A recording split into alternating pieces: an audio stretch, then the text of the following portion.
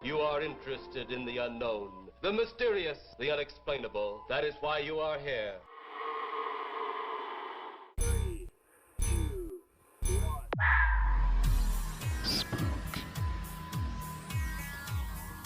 We are gathered here as advisors, as scientists. The kind of place we expect a ghost to like to wander around. Hey, we all know how we're going down, baby. I'll help you. I'm something of a witch.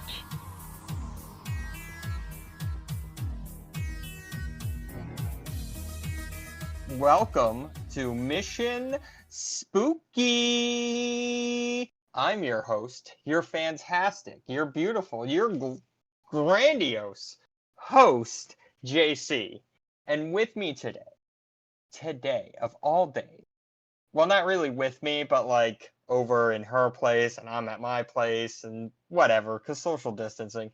Kiki, how you doing over there, kiddo? What's up, squad? Guys doing all right? I mean, you know they can't like directly answer, right?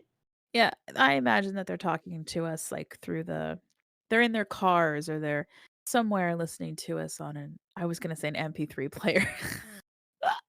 No one. I'm sorry. I forgot where the hell I was time traveling recently. That's my excuse.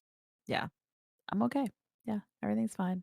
I just forgot what era I was in.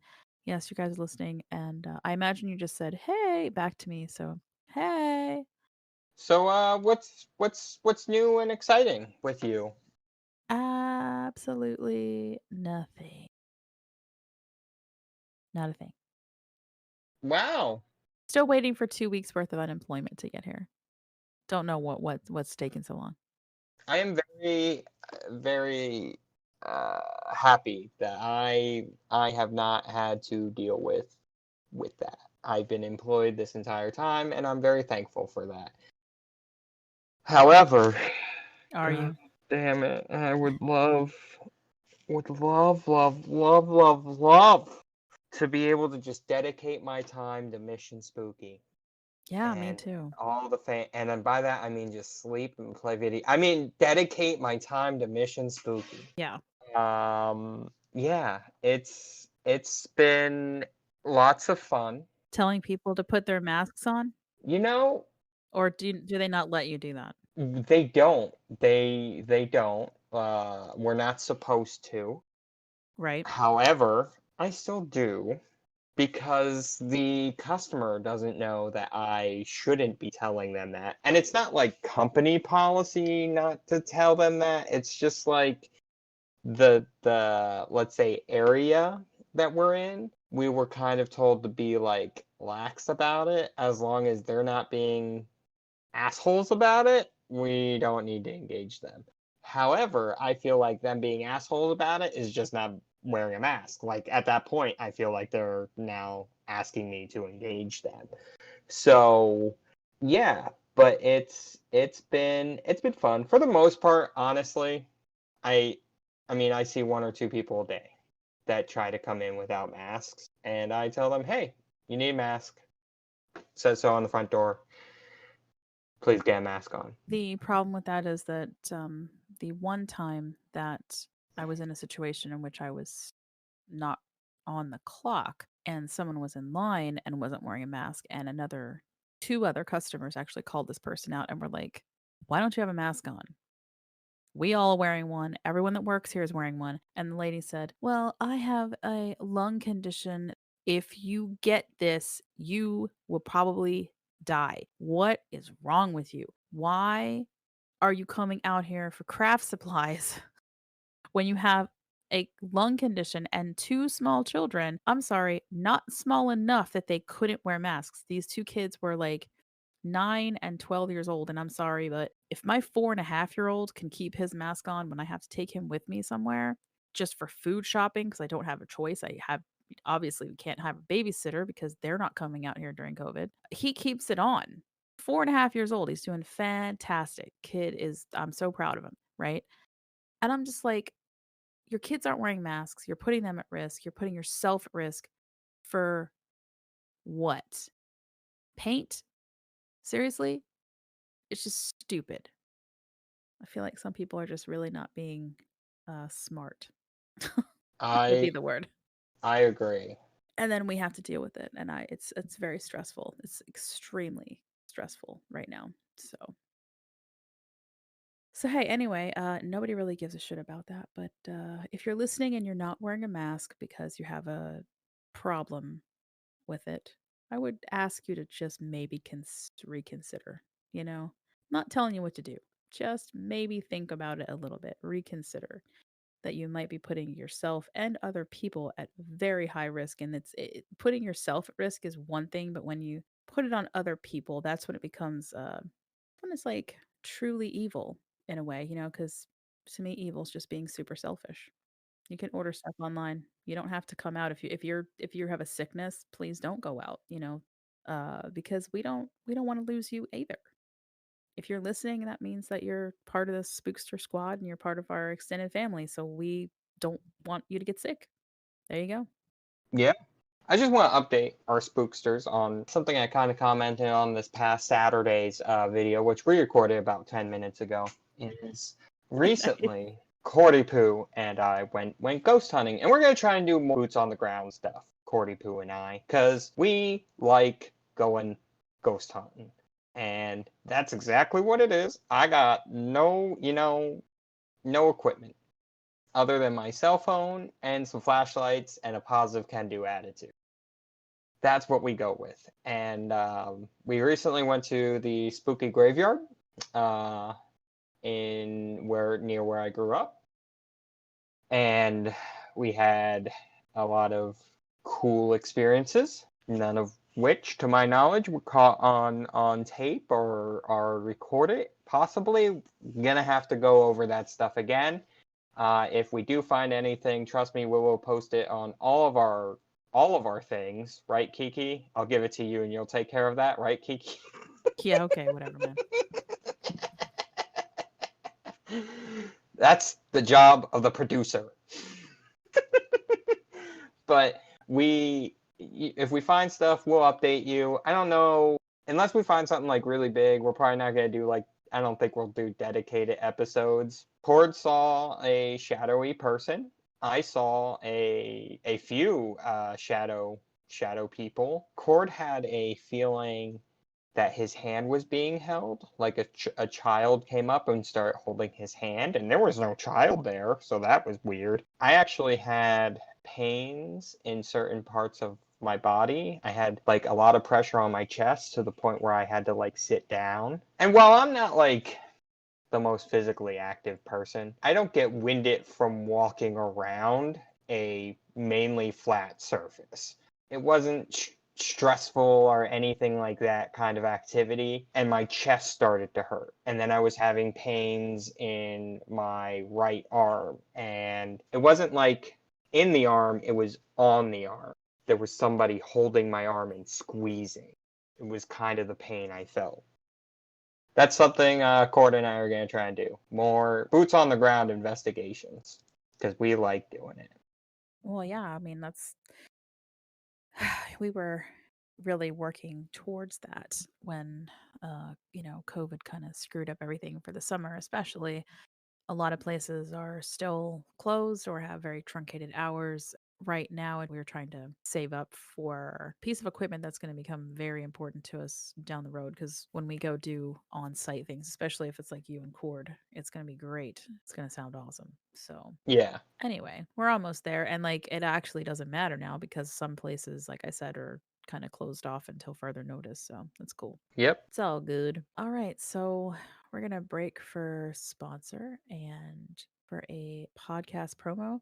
This week, again, we are promoting Legendary Africa, which is just an amazing podcast. We love it. Really good stuff to listen to. Legends and things that I'm not that familiar with, so I really like that part of it. And when we come back, we're going to be going off to the Jersey Shore with our Ghosts of the Coast Volume 1.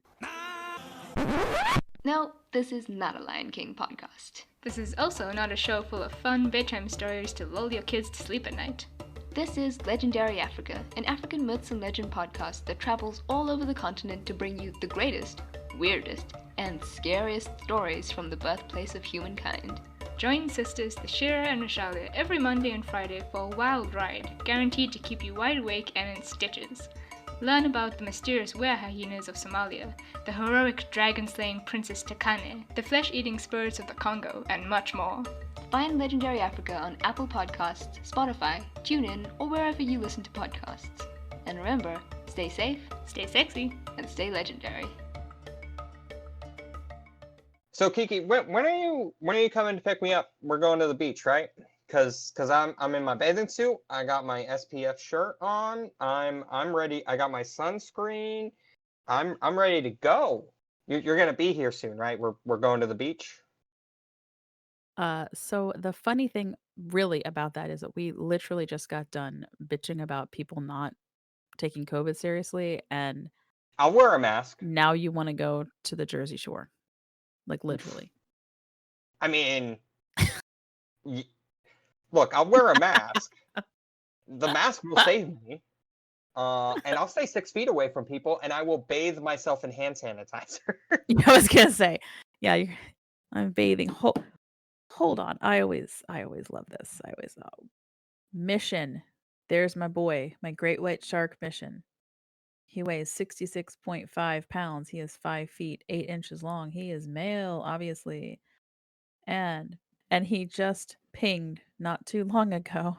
And so people are laughing, going, I was thinking about going to the Jersey Shore, but there he is. Ready to eat humans. No. Yeah, I love it. But anyway, yeah, Mission, the great white shark. He is not far off the Jersey coast right now. And I love the fact that there's already a shark called Mission. So I keep tabs on him. He's great. And you can do that too if you have the shark app, which is awesome. It's called O Search, OSEARCH. And you can, you can find out where the great whites are, where the makos are, where the turtles are, and the alligators too. They follow them in Oki, Finoki Swamp. Just want to throw that out there because summer is going to be weird this year, and you guys might enjoy this little app to do with the kids for something fun if they can't get out to an actual aquarium, etc. There you go. There's my plug. O Search, love them. They're a nonprofit too. Nice. So no, we're not heading directly to the Jersey Shore. What? I know. I'm taking you there virtually. Well, that's not the same. I know. It sucks. Yeah. That's what I'm saying. So for me, though, there's nothing quite so scary as a vessel being found either driven by the dead or empty and seemingly functioning properly. Some of my favorite movies include this disquieting scene. For example, Event Horizon, where the ship appears out of nowhere with blood on the walls and a horrifying video log. I highly recommend that movie. I also recommend that movie because it has the dinosaur man in it. Yeah, it has the dinosaur man in it. Did you hear? He's gonna be in the new one that they make. Yeah, if we ever get to record our other podcasts, then we could talk about that. We're so far behind. I feel like dinosaurs are worth talking about on all podcasts. Yeah, right. But yeah, have at it.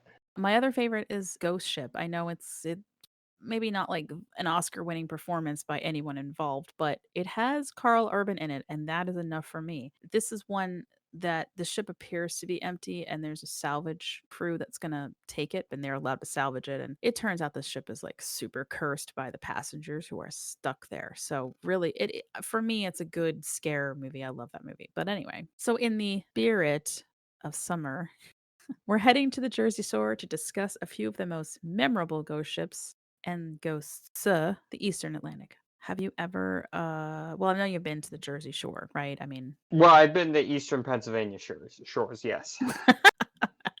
yes, the Eastern Pennsylvania shores. But yeah, I've been there. They're, beaches. I'm not like a big beach person. Like, I'm not one of those, well, it's not summertime if I don't go to the beach kind of people, but like, they're okay every now and then, I guess. You've been there, and have you ever experienced anything super creepy while you were there? I mean, other than just being in New Jersey, no, I'm good. The state that does not exist, but it does. Yeah. But like, does it? But at the same time, yeah, no, I've never had ghost experiences in Jersey. Have you? I have it, and I'm a little disappointed because some of these, especially the ghost ship ones, are just flippin' awesome. Like, okay, like I want to see this. Okay, this one needs to happen. I'm gonna tell you guys about this one. This is the ghost ship of Captain Sandovate. Don Sandovate was a Spanish captain that sailed to the New World in search of treasure. Legend has it that he found a cache of gold and other valuables, but there were members of his crew that he wasn't too familiar with, and that turned out to be a pretty fatal mistake for him. Because those few members managed to convince the others that they'd be better off without a captain, that his considerably high share of the profits, the treasure, could be split, and they'd all make out a lot better for it. There's always going to be a captain. If it's not the guy that's current captain, it's gonna be somebody else. Just Yes, you know. yes, and as you'll find out, that next captain is a total dick. Mm-hmm. Rather than outright kill Sandovate, they tied him to the main mast and refused him water and food. Day after day, he remained exposed to the seething sun until finally he began to break. Water, please give me just one sip, he pleaded with them. But the mutineers found this amusing and would climb up the mast and then sort of hang down this cup of water on a string just out of his reach, like just above his head, right? In the hot summer sun, the captain finally succumbed and died. But rather than turn him over to the sea, the new captain left his corpse tied to the mast while the crew continued to pirate and plunder up and down the East Coast. Some will say that what happened next was divine smite of the Christian God, but I like to think that the sea itself saw what these men had done and decided to take revenge upon them. A terrible storm arose and sank the ship, sending all hands to the bottom of the Atlantic, with the captain still tied to the mast. It wasn't long before folks on the Atlantic shores started seeing an eerie ship appearing along the coast, usually during the calm just before a storm.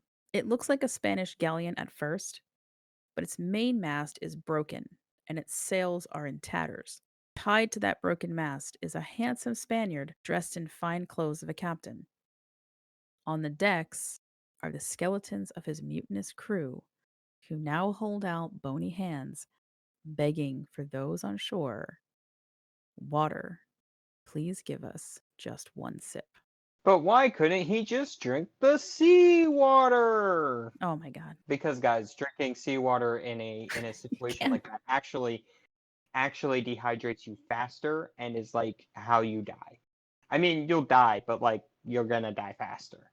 Don't drink seawater. No matter what, do not drink the seawater. If it gets in your mouth, spit it the fuck out. Survival tips from JC. I love it. I love how that is like, oh man. Yeah, don't drink seawater. That's bad. Like I said, the next captain of that ship was kind of an asshole. This is what I find interesting about this story is that he really could have just stopped plundering and pillaging. Ooh, but that's not the pirate life.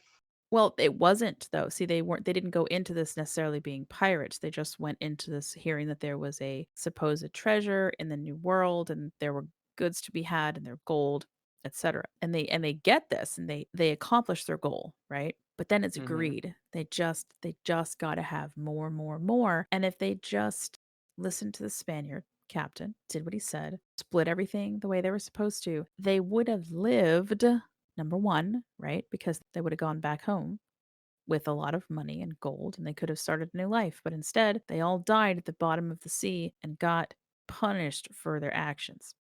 Yeah, I like that story. That'll teach you. Yeah. Don't kill your captain. Or you can also have this other story, which is just which is just fantastic.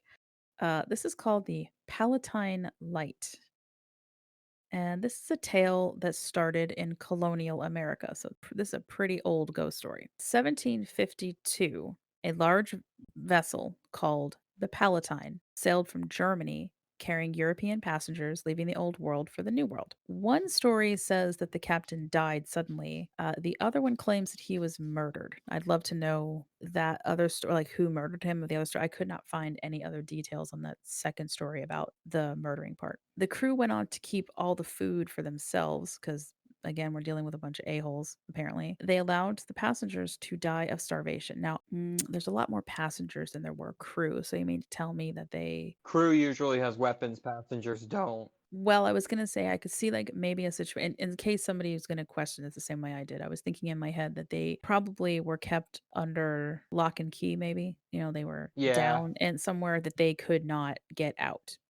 Yeah. So once the passengers were dead, the crew abandoned the ship and left it to drift off into the Atlantic. Because, why not? So, not long after this happens, colonists all along the eastern seaboard, they see this ship that's on fire. Somehow it is turned into fire, which is where we get the name of it, the Palatine Light, because now it's this like big glowing ship on fire. But once its ghostly captain has garnered the attention of coastal onlookers, the hull, the sails, everything just sort of slowly dissipates as if it's just going back down into the frigid waters of the Atlantic to rise again elsewhere. Dun dun dun. Nice. Love it. Ghost ships. Hell yeah. That's why I said this is volume 1 because, we'll do another one of I think I want to hit we'll go up to New York maybe. Last one for today. And this one's over at Cape May, which I've been to like a bunch of times, but I did not even know about this particular story of Higbey Beach. So this is very intriguing. I love it, and I definitely want to check this out. Legend has it there is somebody that haunts Higbey Beach, which is about a 1.5-mile stretch at the tip of Cape Isle along the Delaware Bay. And the beach is sort of separated from view by this swampy, woody type area that apparently used to be the dead end of what they called the New England Road. It's named after the Higbey family. The younger brother, Thomas, operated a hotel on Delaware Bay and lived in a separate house nearby on Bayshore Road. Joseph dies in 1872. Thomas dies in 1879. Thomas says in his will that he wants to be buried near the hotel. And he's very specific about these things. He wants a grave that's lined with brick and flagstone, and they accommodated his wishes, and he remained there for decades until the death of his niece, Etta Gregory, who had inherited the entire Higbey estate. Well, Etta decides in her will, she says that she's going to disinter her uncle and, against his wishes, have him reburied next to her at Cold Springs Presbyterian Cemetery, where both of their plots are today. The hotel was demolished back in the 1940s. I think it was like 3 years after Etta's death. Ever since then, Higbey Beach visitors will report this spectral man with a long coat, often accompanied by a black dog. This is one of these where the man will just look right through you, like he's just walking his daily walk on the beach, not even acknowledging you're there, except when he gets too close to you, he'll just sort of disappear. I think that's pretty cool. That is kind of spooky.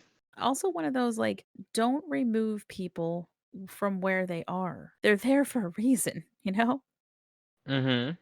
Where all of this took place is currently owned by the state of New Jersey, and it is part of the Higbey Beach Wildlife Management Area. So you can go there. It's actually birders will go there a lot because there's migratory birds. Apparently, also nude beachgoers would hang out there a lot too. Hey, whatever floats the boat. That's Technically, that was banned in I think 1999. They said was when that activity was. They were asked not to do that anymore on that particular beach. And then the joke was that maybe that's why Thomas Higbey liked to walk the beach all those years because because he had some some sights to see. possibly. Or now he's come back with a vengeance because now there's no more nude beach. Either way, I was like, that's pretty funny. Yeah, so that's what I got to give you guys for our first volume of ghost stories of beaches up here.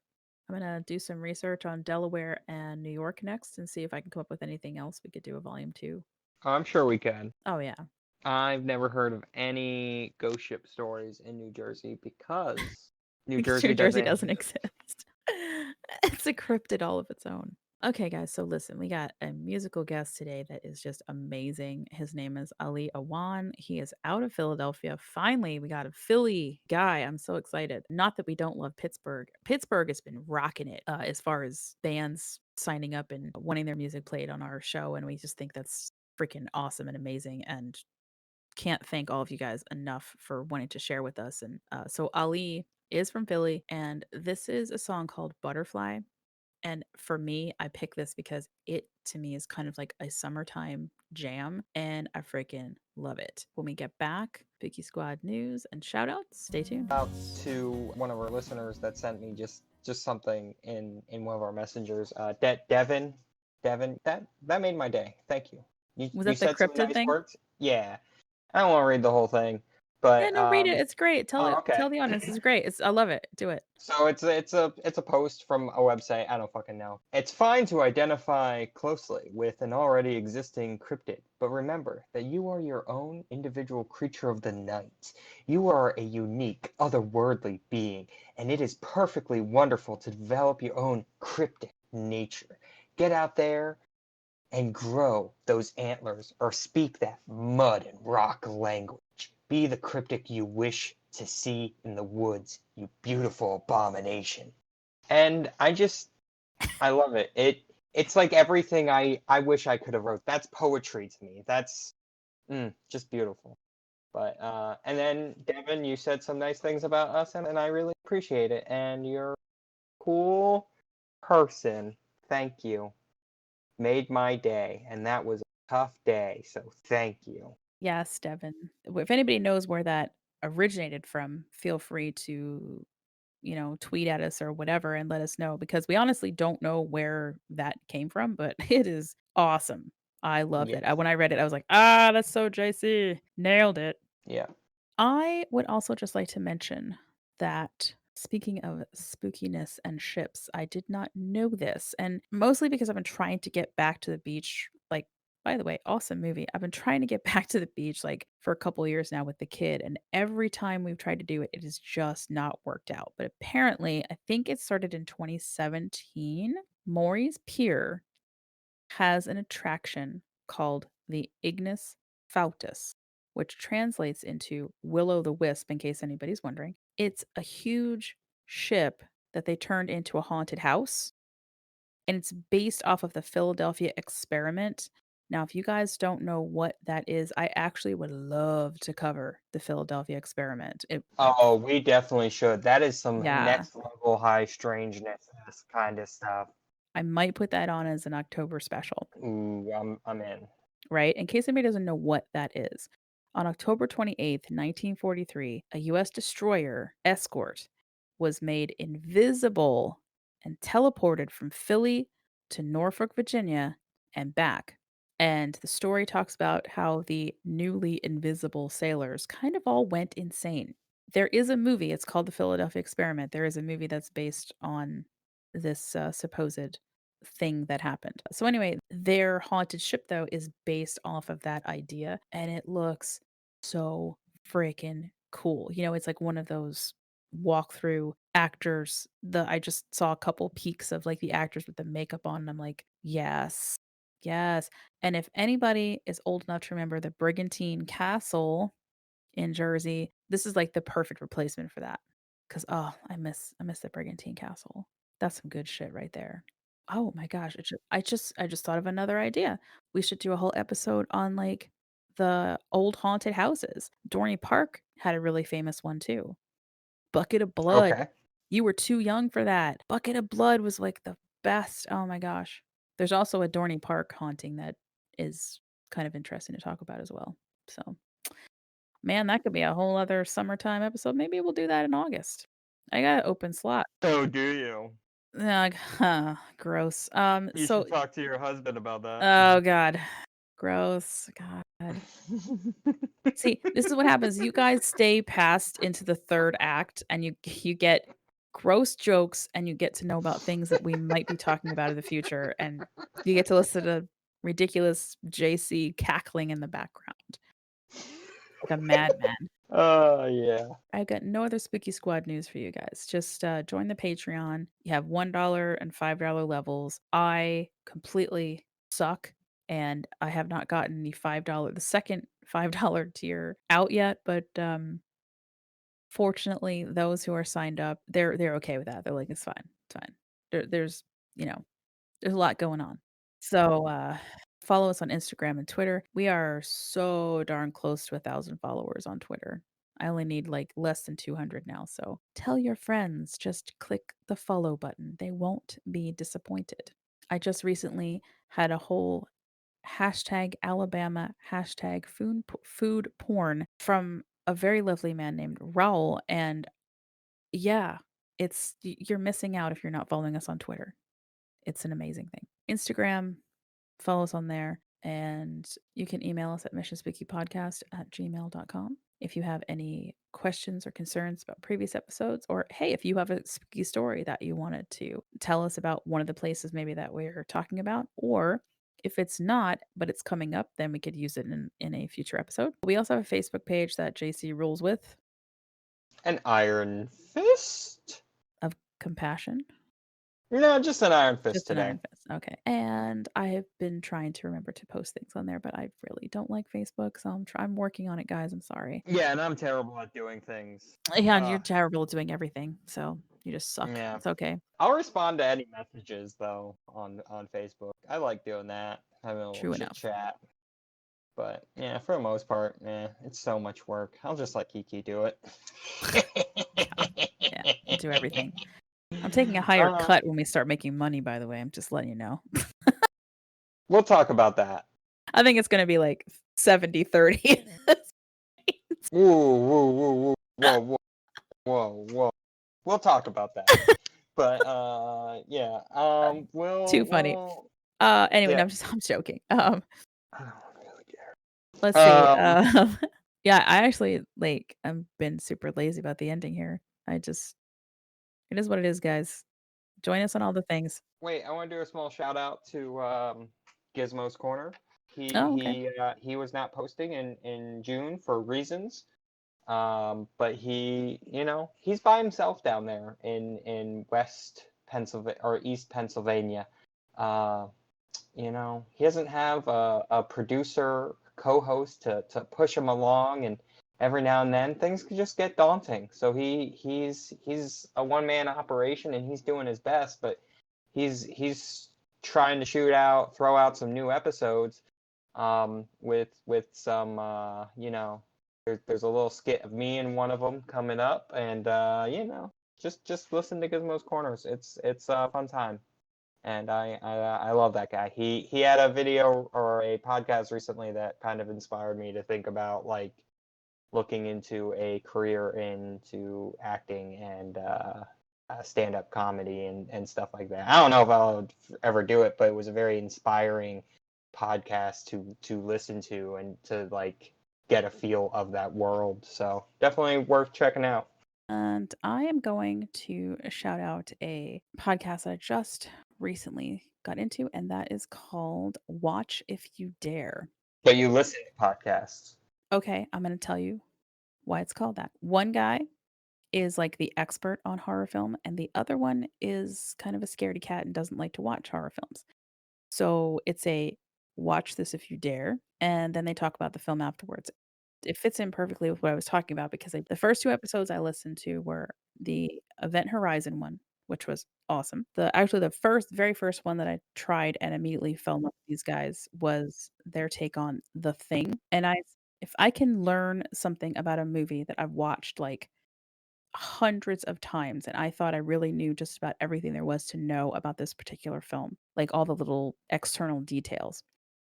I learned a whole bunch of new stuff from these guys talking about it. So, awesome podcast. Please go check it out. Especially if you like the idea of scary films, but maybe aren't sure if you want to go watch them or not. Good place to start. And on that note, taking us out again is our musical guest, Ali Awan, with his song Butterfly. You can find Ali's music on Spotify and Bandcamp. Go buy his album on Bandcamp. It's freaking awesome. His songs will be on our Spotify playlist. As usual, Stay spooky, guys, and don't die. But if you do, contact us. I'm gonna change this up a little bit. I'm just, you know what? That last line of that thing. Be the cryptid you wish to see in the woods, you beautiful abominations.